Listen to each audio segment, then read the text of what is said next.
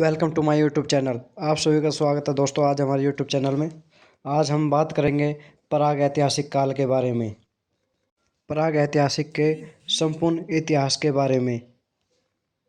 अब हम बढ़ चलते हैं आगे वीडियो की तरफ। इतिहास की परिभाषा अतीत में घटित घटनाओं के संकलन को इतिहास कहते हैं। इतिहास शब्द इति प्लस हास शब्द से मिलकर बना है, जिसमें अति का अर्थ है बीती हुई तथा हास शब्द का अर्थ है घटित हुई कहानियां होती है। इसके विशेषण हेरोडोटस नामक की यूनानी व्यक्ति को इतिहास का जनक कहा जाता है, जिसने इतिहास की बुक को लिखा था। हेरोडोटस ने ही सबसे पहले इतिहास लिखना शुरू किया था और सबसे पहले इतिहास शब्द का प्रयोग हेरोडोटस द्वारा लिखित पुस्तक हिस्टोरिका में किया गया है। स्त्रोत के आधार पर इतिहास को 3 भागों में बांटा गया है।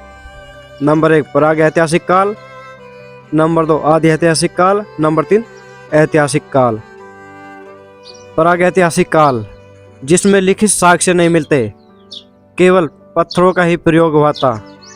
और दोस्तों प्राग ऐतिहासिक काल में मानव आधुनिक मानव नहीं था, क्योंकि वो आदि मानव थे, इसलिए वो पत्थरों के ऊपर निर्भर थे। उस टाइम पे कोई लिखित वर्णन नहीं मिलता। आदि ऐतिहासिक काल में लिखित साक्ष्य है पर पढ़ा नहीं जा सकता, जैसे हड़प्पा सभ्यता और हरियाणा फरीदाबाद के कोट गांव में लिखित साक्ष्य मिलते हैं। ऐतिहासिक काल लिखित साक्ष्य और पढ़ने योग्य वैदिक सभ्यता। दोस्तों इसमें लिखित साक्ष्य जो मिलते हैं उनको पढ़ा भी जा सकता है और लिखा भी जा सकता है। ऐतिहासिक काल में मानव उस स्तर पर पहुंच चुका था, इसमें लिखना भी सीख गया था और पढ़ना भी सीख गया था। इसलिए दोस्तों ऐतिहासिक काल को वैदिक सभ्यता भी कहते हैं। प्राग ऐतिहासिक काल में मानव सिर्फ और सिर्फ पत्थरों पर निर्धारित था। आगे चलते हैं। स्रोतों के आधार पर इतिहास को 3 भागों में बांटा गया है। इतिहास को 3 भागों में बांटा गया है। पहला है प्राग ऐतिहासिक काल, दूसरा आदि ऐतिहासिक काल, तीसरा ऐतिहासिक काल। दोस्तों इस वीडियो को ध्यानपूर्वक देखिएगा। अब हम सबसे पहले प्राग ऐतिहासिक काल पर चर्चा करेंगे। प्राग ऐतिहासिक काल को 3 भागों में बांटा गया है। नंबर 1 पुरापाषाण काल, जिसको हम पत्थर का युग भी कहते हैं। नंबर 2 मध्यपाषाण काल, जिसको हम कांस्य युग कहते हैं। दोस्तों ध्यान दीजिए इस क्वेश्चन पर। तीसरा है हमारा नवपाषाण काल, जिसको हम लोहा युग भी कहते हैं। कई बार एग्जाम में घुमा करके प्रश्न दे देते हैं दोस्तों, पूछा जाता है कि नवपाषाण काल को किस नाम से जाना जाता है। याद रखिए लोहा युग से। मध्यपाषाण काल को किस नाम से जाना जाता है? कांस्य युग से। पुरापाषाण काल को किस नाम से जाना जाता है? पत्थर युग से। सबसे पहले इनके युगों की बात करते हैं हम। कौन सा काल किस समय तक चला था? पुरापाषाण काल पत्थर युग 25 लाख BC से लेकर 10,000 BC तक चला था। और मध्यपाषाण काल 10,000 BC से 4,000 BC तक। नवपाषाण काल 4,000 BC से लेकर 1,000 BC तक चला था। दोस्तों अगली वीडियो में आदि ऐतिहासिक काल के बारे में बनाऊंगा और उसके बाद ऐतिहासिक काल के बारे में। अब हम सबसे पहले बात करेंगे प्राग ऐतिहासिक काल के बारे में। आइए चलते हैं अब आगे की तरफ। प्राग ऐतिहासिक काल भारत में प्राग ऐतिहासिक काल की खोज ब्रिटिश वैज्ञानिक रॉबर्ट बुशफ्रूट द्वारा किया गया था। प्राग ऐतिहासिक काल को 1820 में जॉर्गेनसन और थॉमसन ने प्राग ऐतिहासिक काल को 3 भागों में विभाजित किया था। किसने? जॉर्गेनसन थॉमसन ने। भारतीय पुरातत्व के जनक अलेक्जेंडर कनिंघम थे। इस प्रश्न को ध्यान में रखना दोस्तों। पुरापाषाण काल, जैसे कि मैंने बताया दोस्तों, प्राग ऐतिहासिक काल को 3 भागों में बांटा गया था। पुरापाषाण काल, मध्यपाषाण काल और नवपाषाण काल। पुरापाषाण काल नंबर 1 आदि मानव जो शिकारी प्रवृत्ति के होते थे उन्हें आर्किटेक्ट कहते थे। दोस्तों पुरापाषाण काल में आदि मानव तो हुआ ही करते थे, लेकिन जो शिकारी प्रवृत्ति के होते थे उन्हें आर्किटेक्ट कहते हैं। खाद्य संग्राहक, के लिए दूर दूर शिकार करने जाते थे। कृषि और पशुपालन का कोई भी ज्ञान नहीं था इनको। कवाट जाइट सल्क और ब्लेड के हथियार के औजार का प्रयोग करते थे। किसका प्रयोग करते थे? कवाट जाइट सल्क और ब्लेड के हथियार के औजार का प्रयोग करते थे। महत्वपूर्ण स्थल दोस्तों, प्रशासन काल में महत्वपूर्ण स्थल कौन कौन से थे? अतिरम्पक्कम जो तमिलनाडु में स्थित है, हथनौरा मध्य प्रदेश में।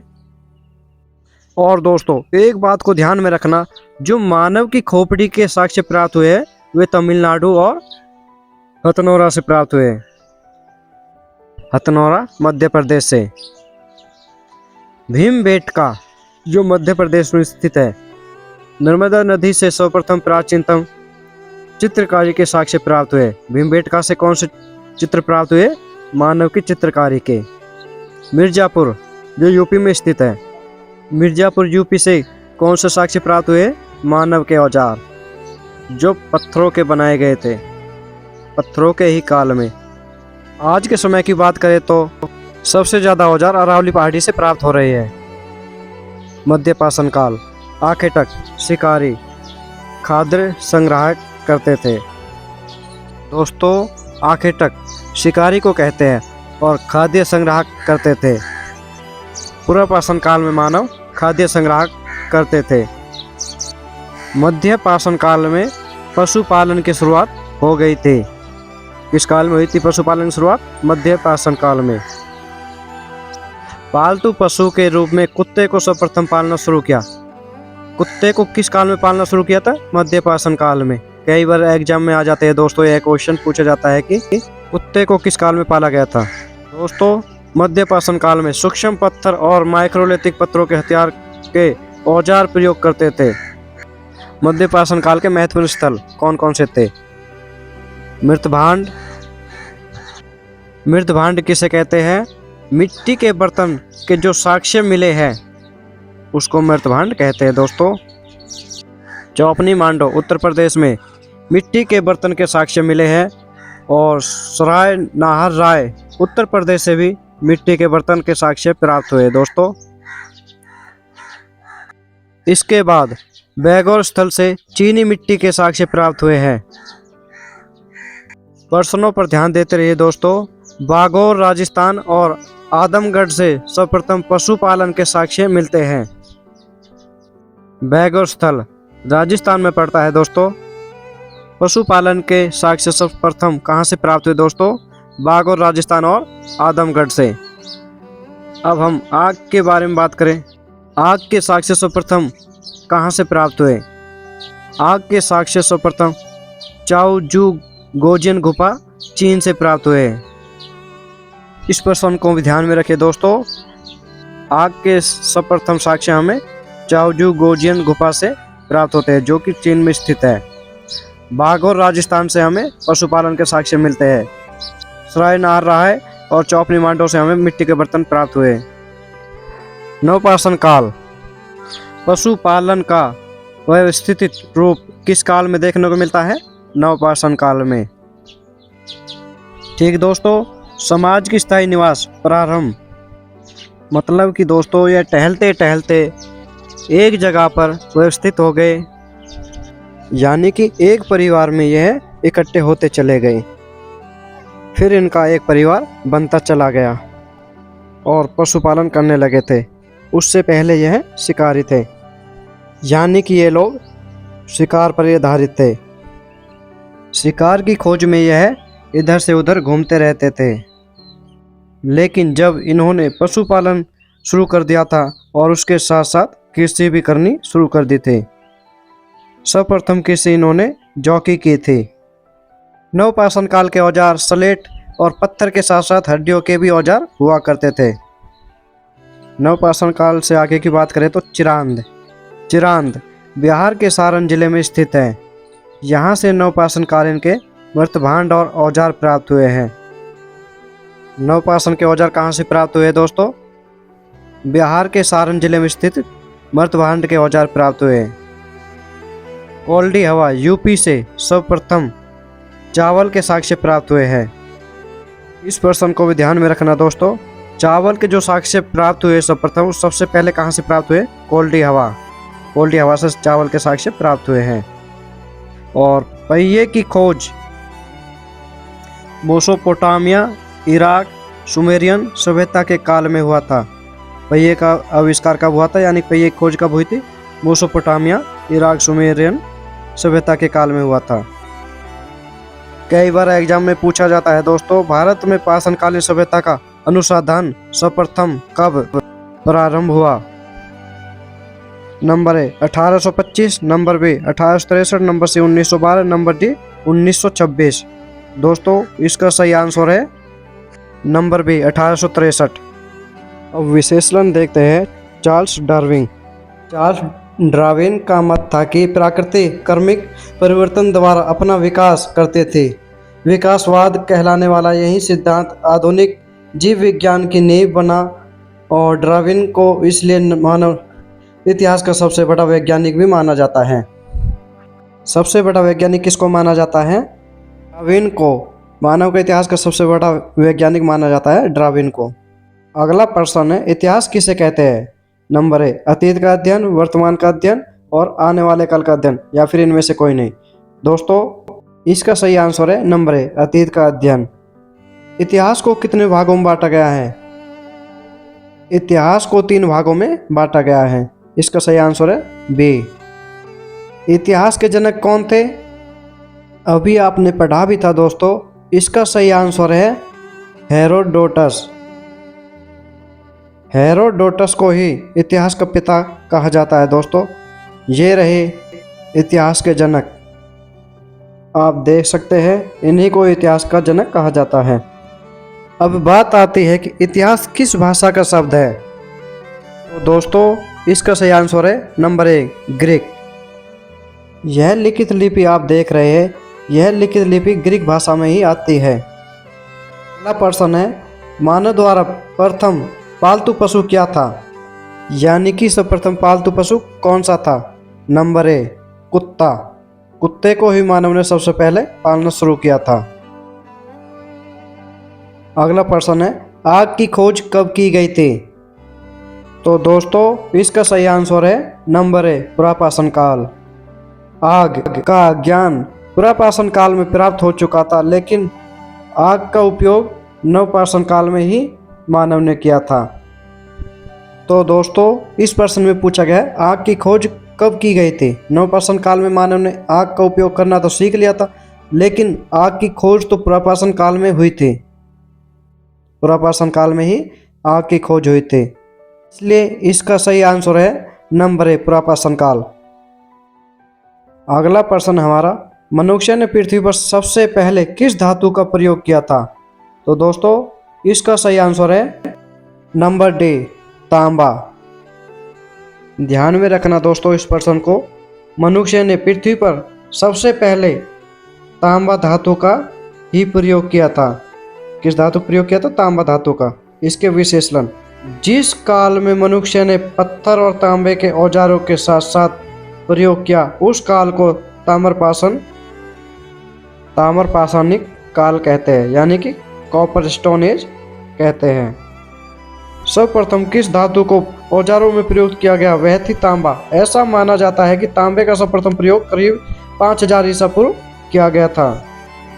चावल की खेती के प्रथम साक्ष्य कहाँ से प्राप्त हुए? इसका सही आंसर है दोस्तों बेलन घाटी। बेलन घाटी कहाँ पर है? यह है इलाहाबाद, वर्तमान में प्रयागराज। अगर बेलन घाटी की जगह कोल्डी हवा का ऑप्शन आता है तो हमको उसका सही आंसर चुनना होगा कोल्डी हवा।